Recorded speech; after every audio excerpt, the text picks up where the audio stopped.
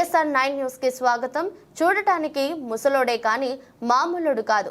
పుష్ప 3 సినిమాను ముందే చూపించిన ముసలోడు గోపయ్య కోదాడ నుండి నందిగామకు స్కూటీలో పుష్ప సినిమాలు తలపించేలా మద్యం తరలింపు స్కూటీని మద్యం షాపుగా మార్చిన వైనం. తెలంగాణ నుండి ఆంధ్రాకు స్కూటీలో గుట్టు చప్పుడు కాకుండా మద్యం తరలింపు. నందిగామ పట్న శివారులో చాకచక్యంగా పట్టుకున్న Nandigama ACB Ravikiran, CI Hanish team scooty నుండి 100 క్వార్టర్ల తెలంగాణ మద్యం బాటిల్ను స్వాధీనం.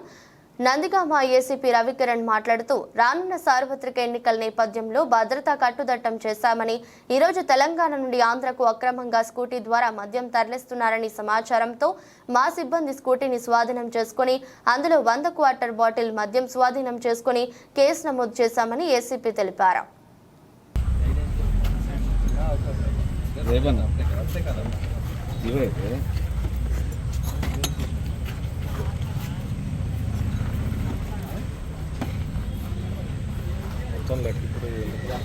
ఇప్పుడు చూపించండి.